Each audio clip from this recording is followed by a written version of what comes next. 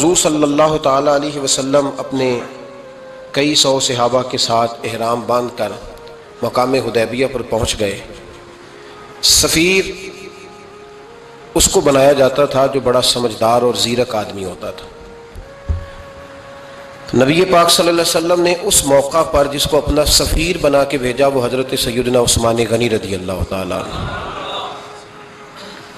حضور نے انہیں سفیر بنا کر کے مکہ مکرمہ میں بھیج دیا اور دو ٹارگٹ دیے اپنے سفیر کو، دو باتیں فرمائے ایک تو جا کے مکے والوں کو بتاؤ کہ ہم جنگ کرنے نہیں آئے، اللہ کے گھر کا دیدار کرنے آئے، اور بڑے پرامن طریقے سے ہم طواف کریں گے، سعی کریں گے، عمرہ کریں گے، لوٹ جائیں گے۔ یہ ہمارا واحد ایجنڈا ہے، اس کے علاوہ کوئی پروگرام نہیں ہے۔ اور دوسرا انہیں یہ بتاؤ ان لوگوں کو جو ایک زمانے سے مکہ مکرمہ میں کفار مکہ کے ظلم سہ رہے ہیں، ہمارے وہ غلام جو یہاں بڑی تکلیف میں ہیں، ان کو یہ خبر دے دو، عثمان انہیں میرا پیغام دے دینا کہ اب تمہاری مشکلات کے دن تھوڑے رہ گئے، اب بڑی جلدی اللہ تبارک و تعالی دین اسلام کو فتح عطا فرما دے گا۔ حضرت عثمان غنی تشریف لے گئے۔ جب حضرت عثمان غنی وہاں پہنچے تو کفار نے آپ کو روک لیا۔ انہوں نے کہا کہ آپ رکیے، دیر ہو گئی۔ ادھر ابو سفیان نے حضرت عثمان غنی رضی اللہ تعالیٰ عنہ کو یہ کہا کہ ہم نبی پاک صلی اللہ علیہ وسلم کو اور ان کے صحابہ کو عمرہ نہیں کرنے دیں گے،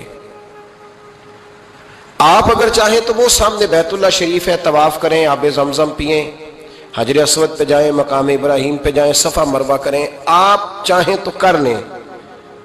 تو حضرت عثمان غنی رضی اللہ تعالیٰ عنہ فرمانے لگے میں تڑپ رہا ہوں کعبے کے طواف کے لیے، لیکن میں بیت اللہ کا طواف اسی وقت کروں گا جب آگے آگے مجھے میرے مصطفیٰ کریم نظر آئیں گے صلی اللہ تعالیٰ علیہ وسلم۔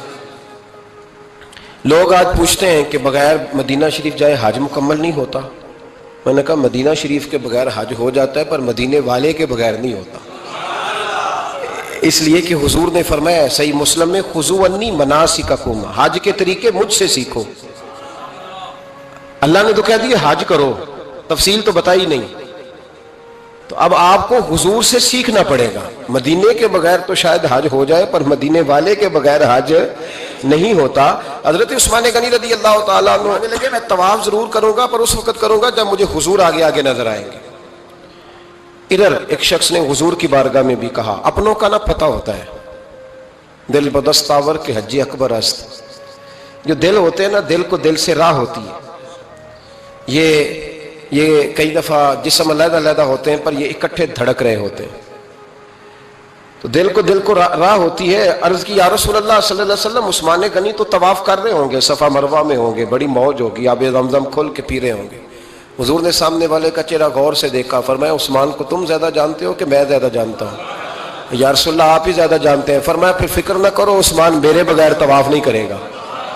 بات ختم ہو گئی، میرے بغیر عثمان طواف نہیں کرے گا، ختم ہو۔ اب کسی نے افواہ پھیلا دی کہ حضرت عثمان غنی کو شہید کر دیا گیا۔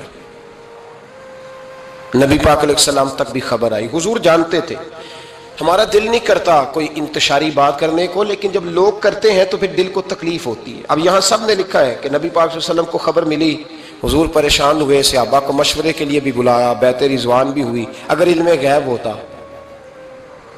یہ سارا کچھ نہ ہوتا، اور میں نے کہا خدا کے بندے اگر حضور اپنا علم غیب اس وقت ظاہر کرتے تو حضرت عثمان کے لیے قرآن کی آیتیں نہ نازل ہوتی، اس بیعت کے تذکرے نہ ہوتے۔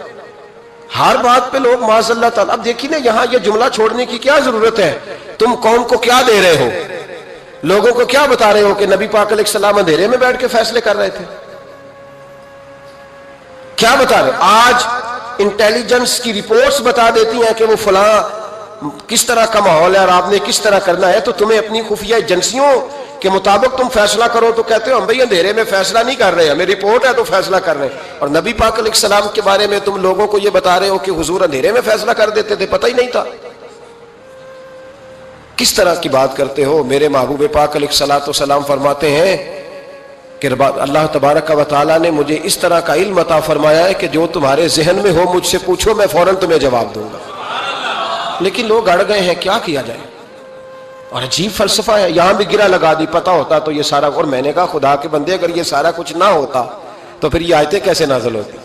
پھر صبح قیامت تک حضرت عثمان غنی کی عظمتوں کا کیسے پتہ چلتا؟ جب خبر ملی نا کہ حضرت عثمان غنی کو شہید کر دیا گیا تو حضور نے صحابہ کو بلایا، فرمایا آؤ میری بیعت کرو، حالانکہ بیعت پہلے ہو چکی، آؤ دوبارہ بیعت کرو۔ یا رسول اللہ کس چیز کی بیعت کرنی ہے؟ تو نبی پاک نے فرمایا میرے ہاتھ پہ بیعت کرو کہ ہم عثمان غنی کے خون کا بدلہ لیے بغیر یہاں سے جائیں گے نہیں، ہم عثمان کے خون کا بدلہ لیے بغیر یہاں سے جائیں گے۔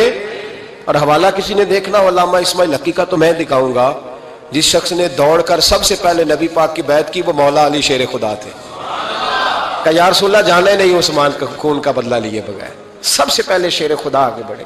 آج لوگ انہی لوگوں میں اختلاف دکھانے کی کوشش کرتے ہیں، صحیح لا حاصل کرتے ہیں، سب سے پہلے دوڑ کر حضرت شیر خدا آگے بڑھے کہ حضور میں بیعت کرتا ہوں۔ نبی پاک نے صحابہ کے ہاتھوں میں بیعت ہو رہی ہے۔ یہ وہ والا واقعہ نہیں جو اس چوک میں پیش آیا تھا، یہ وہ والا واقعہ نہیں جو میرے ساتھ ہوا تھا تو میں آپ کو سنا رہا ہوں، یہ وہ والا واقعہ ہے جو رب کو اتنا پسند آیا کہ اللہ نے قرآن پاک میں بیان فرما دیا ہے۔ اس کی اہمیت کا اندازہ لگائے کہ رب کریم کو اتنا محبوب ہے یہ انداز کہ قرآن میں بیان کیا۔ ایک درخت تھا، کانٹوں والا درخت، اس کو شارحین نے لکھا ہے، کچھ لوگ کہتے ہیں بیری کا درخت تھا۔ نبی پاک درخت کے نیچے بیٹھ گئے، فرمایا بیعت کرو سارے۔ کن کے لیے بیعت ہو رہی ہے؟ حضرت عثمان غنی کے لیے۔ ایک بیعت دین کے لیے ہوئی، قرآن کے لیے ہوئی، حدیث کے لیے ہوئی، اللہ کی توحید کے لیے، اور آج نئے سرے سے بیعت ہو رہی ہے، کس کے لیے؟ بول کے بتائیے۔ حضرت سیدنا عثمان غنی رضی اللہ تعالیٰ عنہ، اس شخص کی عظمت کا کوئی اندازہ کر سکتا ہے جن کے لیے نبی پاک نے خاص کر کے تخصیص کر کے ایز اے اسپیشل بیعت لی؟ اور صحابہ نے جب بیعت کی تو اللہ کو اتنی پسند آئی کہ قرآن مجید کی سورہ فتح کی آیت نمبر 18 میں بیان کیا، فرمایا لقد رضی اللہ عن المؤمنین اذ یبایعونک تحت الشجرہ، فرمایا محبوب تحقیق اللہ ان مومنوں سے راضی ہے جو درخت کے نیچے آپ کی بیعت کر رہے تھے۔ تحقیق اللہ ان سے راضی ہوا، ان ایمان والوں سے جو درخت کے نیچے آپ کی بیعت کر رہے تھے، درخت کے نیچے تحت الشجرہ۔ قرآن مجید کے الفاظ اگر آپ غور کریں گے تو آپ کو حضرت عثمان غنی کی عظمت کا پتہ چلے گا، اور اس واقعے کی حساسیت کی آپ کو سمجھ آئے گی کہ بیعتیں تو مسجد میں بھی ہوئی، لیکن نام لے کے نہیں کہا محبوب جنہوں نے مسجد میں بیعت کی، نام لے کے نہیں کہا، حالانکہ وہ بیعتیں بھی اللہ کو بڑی محبوب ہے۔ بیعتیں تو میرے بھائی نبی پاک نے بیت اللہ شریف کے پاس بھی کی، مسجد نبوی میں بھی کی، لیکن یہاں نام لے کر کوئی بھول نہ جائے۔ کسی نے کہہ دینا تھا کوئی اور بیعت تھی، جی لوگ شرع کر رہے ہیں نا مرضی، وہ تو کسی اور کی بیعت، نام لے کے کہا محبوب تحت الشجرہ، وہ جو درخت کے نیچے بیعت ہوئی، وہ جو بیعت درخت کے نیچے ہوئی، اور جنہوں نے بیعت کی لقد رضی اللہ عن المؤمنین، تحقیق اللہ ان مومنوں سے راضی ہو گیا، اللہ ان مومنوں سے۔ صحیح بخاری صحیح مسلم میں صحابہ نے پوچھا یا رسول اللہ اللہ کس طرح راضی ہوا ہے؟ فرمایا آج جس نے میرے ہاتھ پہ بیعت کی ہے رب کریم نے وعدہ کر لیا ہے سب کو جنت عطا فرمائے گا، جنتی ہو گئے سارے۔ حضرت عثمان غنی رضی اللہ تعالیٰ عنہ کی یہ عظمت، یہ شان قرآن پاک نے بیان کر دی کہ حضرت عثمان کے نام پر صحابہ جمع ہوئے، تو اللہ تبارک و تعالیٰ نے اس واقعے کا ذکر قرآن مجید میں فرما دیا۔